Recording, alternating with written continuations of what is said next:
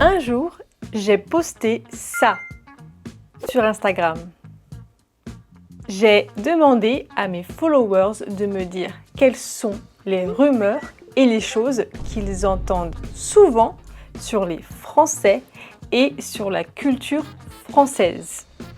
Je leur ai demandé de partager avec moi les opinions et les idées reçues sur la France. Dans cette vidéo, je vais répondre à tous les messages que j'ai reçus. Et je vais vous dire si ils ont tort ou si ils ont raison. Est-ce que ces clichés sur les Français sont vrais ou pas?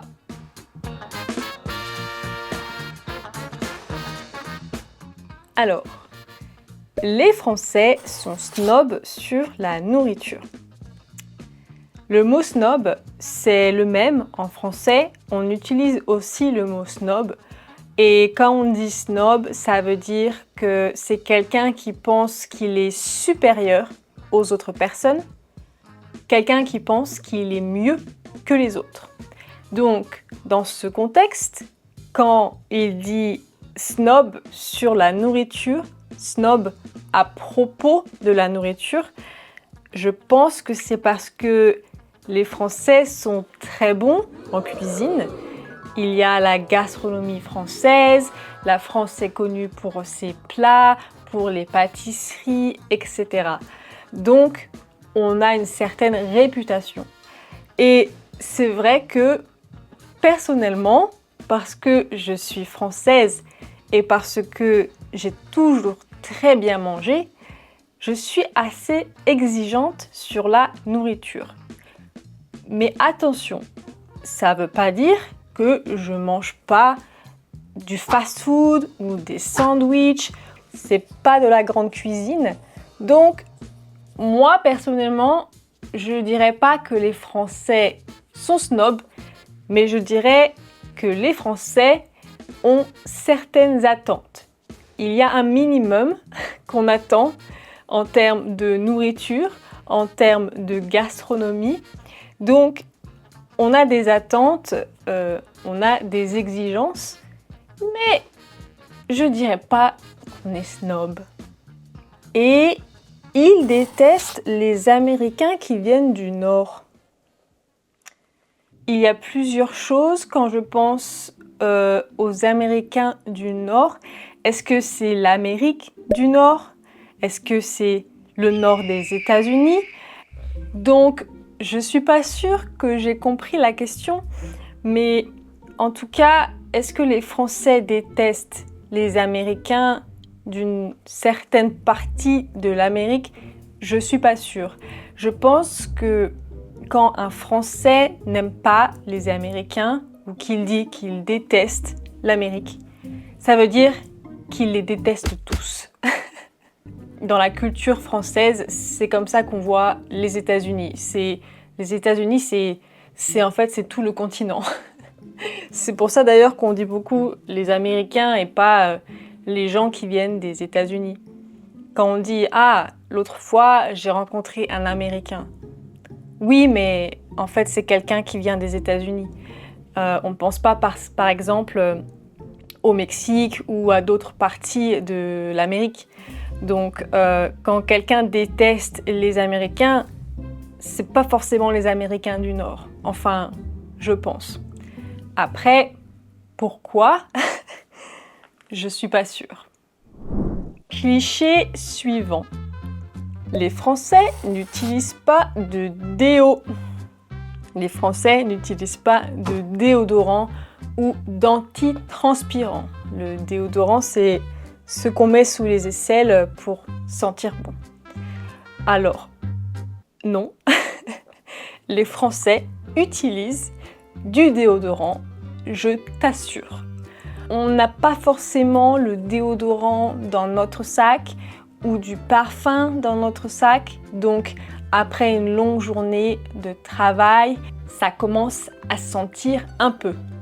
C'est possible.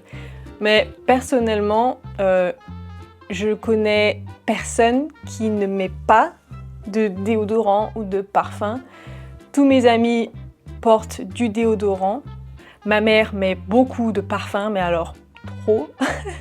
Et moi-même, je mets du déo et du parfum parce que ça me complexe, ça me rend anxieuse, ça me met mal à l'aise si je pue. Donc, si je pense que les Français mettent du déodorant. D'ailleurs, il y a aussi certains Français qui mettent trop de déodorant et parfois ça sent très très fort. Les Français mangent des gâteaux au petit déjeuner. Oui, ça c'est moi. Je mange des gâteaux au petit déjeuner. Je ne peux pas manger du salé au petit déjeuner. Je peux manger une omelette ou un toast avec un œuf ou de l'avocat, enfin des choses qui sont salées, mais je ne peux pas manger par exemple du poisson le matin. Le matin, j'ai besoin de quelque chose de doux, de simple. Enfin bref, oui, parfois, si j'ai rien, je mange des gâteaux que j'ai dans le placard parce que c'est la seule chose que j'ai. Mais en général, je mange des pâtisseries, des pains au chocolat, des croissants, des tartines. Donc oui, j'avoue, moi, les gâteaux le matin, oui. Les croissants ne sont pas français. Quoi ? Ils viennent d'Autriche. On va demander à ChatGPT. Les croissants sont-ils français ou autrichiens ? Le croissant descend directement du Kipferl, une pâtisserie en forme de croissant que l'on retrouve en Autriche. C'est au XVIIIe siècle que le Kipferl arrive à Paris, popularisé notamment par Marie-Antoinette, d'origine autrichienne qui en aurait raffolé. Effectivement, Marie-Antoinette, qui était autrichienne et qui a eu une très grande influence sur la France, a pu amener cette pâtisserie en France et du coup, c'est devenu quelque chose de français. Parce que Marie-Antoinette, même si elle venait d'Autriche, elle est devenue un symbole de la monarchie française. Donc, pour beaucoup de Français, Marie-Antoinette, c'est la France. Oui, je peux imaginer que ce soit possible. C'est sûrement l'histoire du croissant. Je suis choquée. Les Français sont romantiques, mais aussi mal élevés, grossiers. Oui, les Français ne sont pas tous romantiques, ça c'est vrai, et j'en ai déjà parlé dans une autre vidéo de Dreaming French. Mais est-ce que les Français, du coup, sont aussi grossiers et mal élevés ? Je pense que ça dépend des personnes. Je ne dirais pas que tous les Français sont grossiers ou que tous les Français sont romantiques. Donc, ça dépend. Après, oui, je connais des personnes qui sont absolument horribles, qui sont très mal élevés et super grossiers, qui insultent beaucoup, qui parlent d'une manière désagréable, pas respectueuse. Mais je pense qu'il y en a partout dans le monde, ce n'est pas juste en France. Les Français sont des personnes compliquées, les Français sont des personnes complexes avec des côtés positifs et des côtés négatifs, avec des qualités et avec des défauts. Les Français n'aiment pas, voire détestent les États-Unis. Donc ça, c'est une chose qui revient apparemment souvent. C'est marrant parce que moi, par exemple, je n'ai jamais été attirée, je n'ai jamais eu envie d'aller aux États-Unis. J'ai toujours pensé que les États-Unis, c'était un pays où il y a trop de consommation, où il y a trop de gens, où on parle trop fort. Bref, à cause de ce que j'ai vu dans les films, ce que j'ai vu sur Internet, je me suis mis à penser que les États-Unis, c'était comme ça.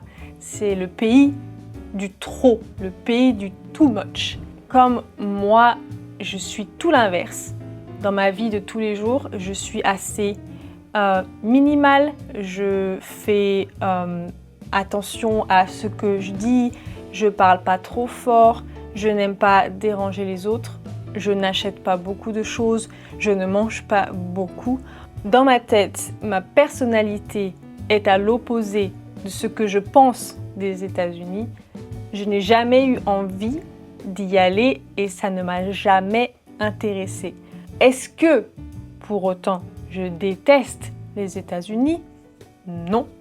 Je pense juste que c'est un pays très différent, mais je ne déteste pas les États-Unis. Est-ce que je n'aime pas? C'est dur à dire parce que je ne suis jamais allée aux États-Unis. Donc, je ne peux pas dire que je n'aime pas. On ne peut pas dire qu'on n'aime pas un plat si on ne l'a pas goûté. Et je connais des personnes qui adorent les États-Unis. Je regarde des youtubeurs qui vont souvent aux États-Unis, qui vivent là-bas, qui ont une résidence là-bas. J'ai un ami que je connais depuis très longtemps qui a déménagé aux États-Unis car c'était son rêve. Non, je ne pense pas que tous les Français n'aiment pas ou détestent les États-Unis. Les armées françaises déclarent toujours forfait. Non, non. Il y a des exemples dans l'histoire où des armées ont remporté des victoires et pas en déclarant forfait. Il y a des batailles de Napoléon, il y a des batailles connues où les Français n'ont pas déclaré forfait. Ils sont allés jusqu'au bout. Non, les armées françaises ne déclarent pas toujours forfait.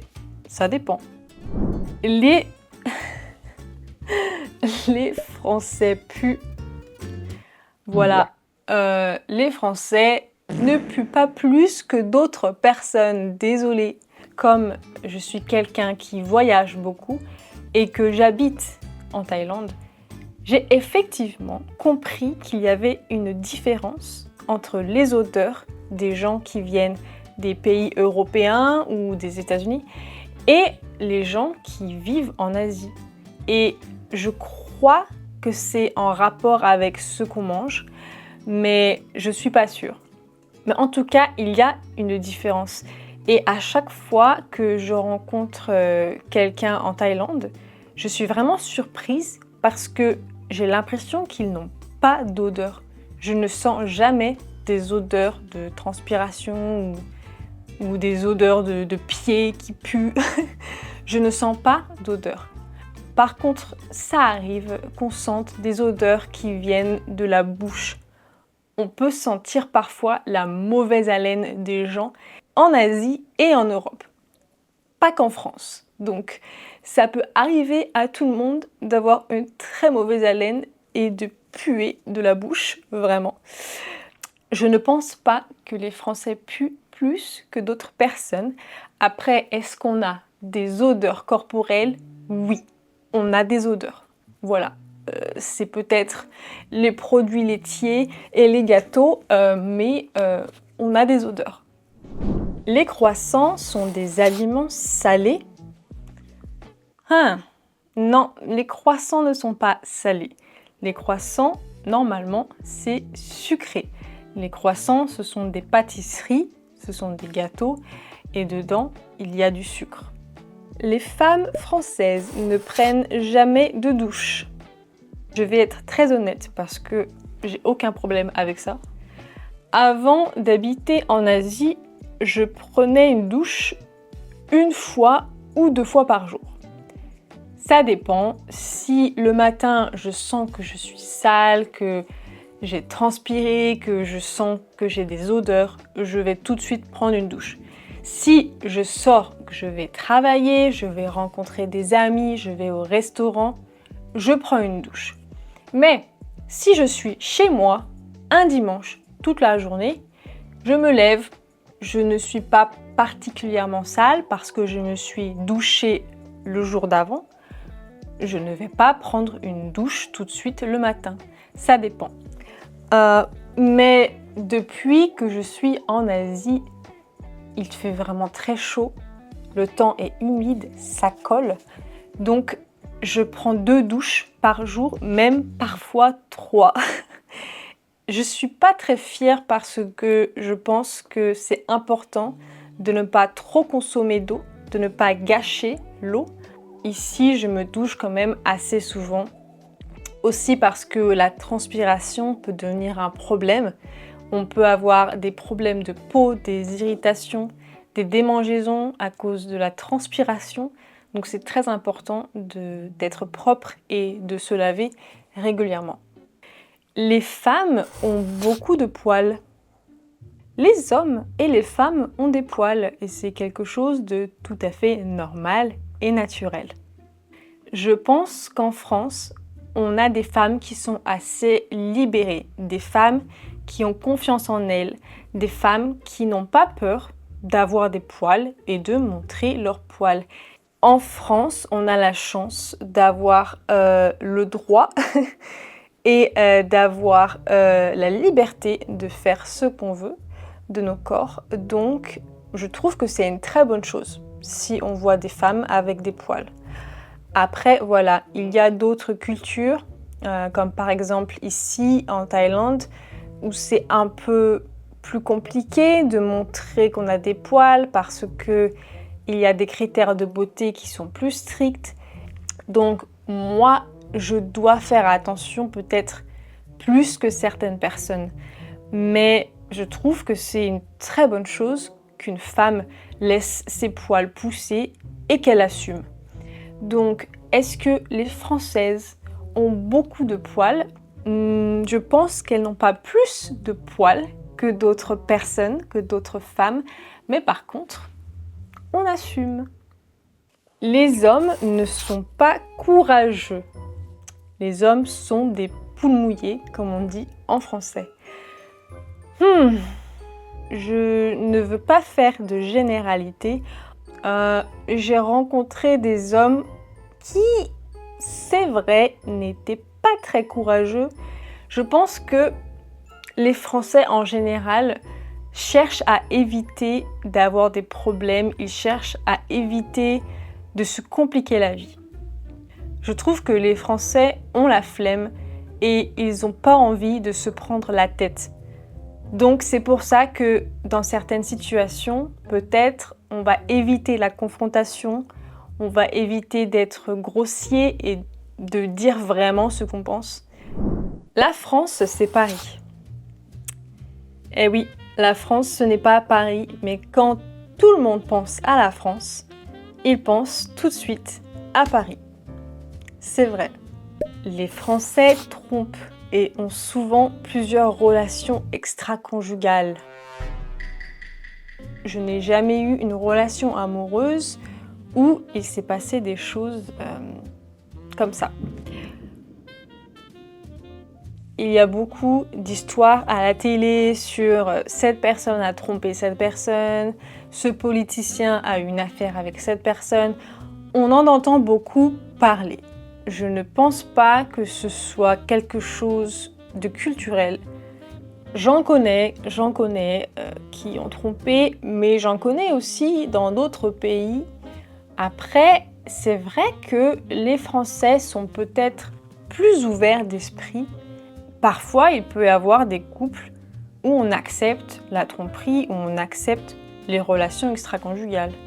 Après, je ne dis pas que tromper, c'est positif, parce que tromper, ça veut dire faire quelque chose qui n'est pas consenti, quelque chose dans le dos d'une personne. Donc ça, c'est pas bien. Les Français utilisent des huskies pour dénicher des truffes. Je suis pas experte dans la truffe. Je pense pas qu'on utilise des huskies pour trouver des truffes. Les huskies, c'est des chiens de Sibérie, c'est des chiens de traîneau. C'est pas un type de chien qu'on utilise pour trouver des truffes. C'est pas un chien truffier, comme on dit en français. Et j'ai pas entendu d'endroit où on utilise des huskies pour trouver des truffes, donc si c'est vrai, je suis pas au courant. Personne ne travaille en août. Alors oui, c'est vrai parce que normalement, le mois d'août, c'est le mois où on prend des vacances.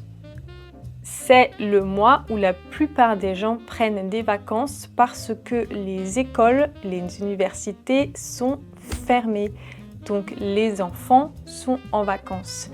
Si les enfants sont en vacances, c'est normal que les parents veuillent être en vacances au même moment. C'est pour pouvoir partir quelque part, pour faire quelque chose, pour faire des activités. Mais on peut aussi prendre des vacances à un autre moment de l'année, ça dépend de son travail. Alors, j'ai un dernier message bonus. C'est un message bonus parce qu'il est bizarre. Je ne sais pas si je dois le prendre au sérieux ou pas, donc je l'ai gardé pour la fin de la vidéo. Les Français n'existent pas et la France est une conspiration gouvernementale pour laver notre cerveau. Bonjour Michael. Non! Non!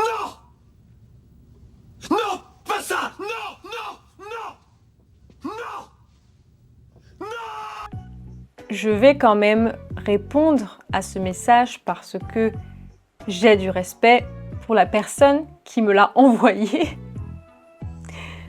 Je respecte tout le monde, j'accepte tous les messages. On est comme ça ici, on ne juge pas. Les Français existent parce que je suis française et que je suis née en France. Donc je suis la preuve que les Français existent. Mais bien sûr, la France n'a pas toujours existé.